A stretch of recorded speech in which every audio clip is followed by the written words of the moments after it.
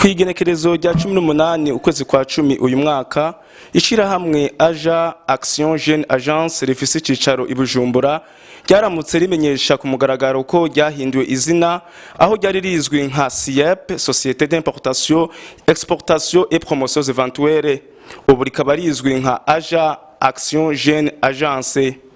Iryo shirahamwe gishinze guteza imbere impano z'ugwaruka rutandukanye haba kuririmba, gukina amareresi ndetse n'ibindi. Ryamenyesheje ko ryuguruye ihiganwa ry'umusore n'umwigeme mwiza rizwi nka Miss and Mr Fashion Burundi riha amahirwe ugwaruka ruri hagati y'imyaka 18 na 30 ku nshuro ya 4 mu mwaka w'ibihumbi 2023. Mesdames, Messieurs les représentants des différents médias, chers mannequins et artistes, bonjour. En cette date du 18 octobre 2022, c'est la journée réservée par la SIEP pour le lancement officiel de l'édition 2023 Miss and Mr Fashion Burundi. Permettez-nous, Mesdames, Messieurs, de vous expliquer brièvement qui est-ce que la SIEP, bien que connue au Burundi depuis au moins 5 ans. Depuis sa création en 2017, la société a déjà organisé 3 éditions Miss and Mr Fashion Burundi, une édition Miss and Mr Enfant et une édition Miss Africa dont la finale a eu lieu au Ghana en février 2022. Ainsi donc, nous voudrions porter à la connaissance du public que la société a changé de nom à partir du mois de septembre 2022 et porte désormais le nom de Action Jeune Agence, agent en sigle. Elle exercera ses activités divisées en 3 parties, à savoir les événements, les activités génératrices de revenus et la publicité.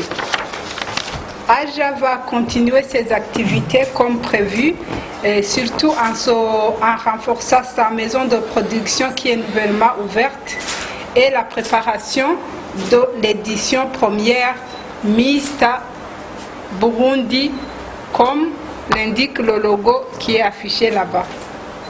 Mesdames, Messieurs les représentants des médias, auguste assemblée, nous ne saurions pas terminer cette allocution sans vous inviter à nous soutenir, à soutenir la jeunesse burundaise dans ses activités qui demandent beaucoup de moyens. Nous invitons ainsi les sociétés et les personnes désireuses de la publicité de leurs entreprises de nous contacter via notre nouvelle maison de production qui englobe différents services.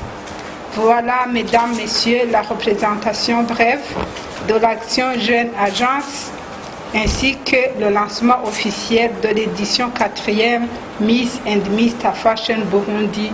Je vous remercie. Serukira mugambi wa maison de production kubera iki ni kugira ngo duha akaryo ugwaruka gose mu mpano zago kugira ngo rwisange kumburishe no gushika kure ku nzozi zago. Hanyuma muri maison de production turafise ibisata bitandukanye, hariho studio audio video, turafise na TV online, na magazine, na cinematography hamwe na website. Ariko ndashaka kuvuga cyane kuri studio audio video. Sinzi ko mwamenye muri out twarashoboye gutera kamo ugwaruka rushika kuri 50 baratwitavye, yari casting kugira ngo duha ku karyo ugwaruka ruri n'impano yo kuririmba. Hama barashoboye gupasa casting yari ifise ibice bitatu. Igice ca mbere cyari guca imbere ya jury cararenganye, abashoboye kuba ba mbere ko twahitamo twashaka 10 mu bari baserutse uwo munsi.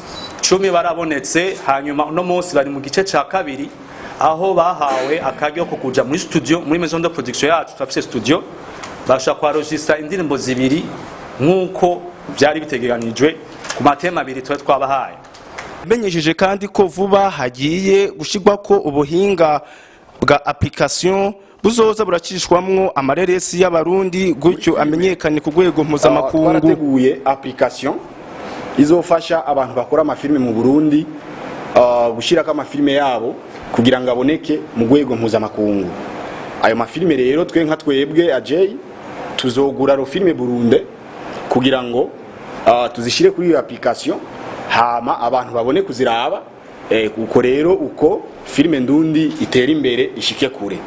Ariko kandi ntitwiyumvire filime y'u Burundi gusa, kuko tubuze filime kugira ngo igire inguvu ishike kure harakenerwa competition.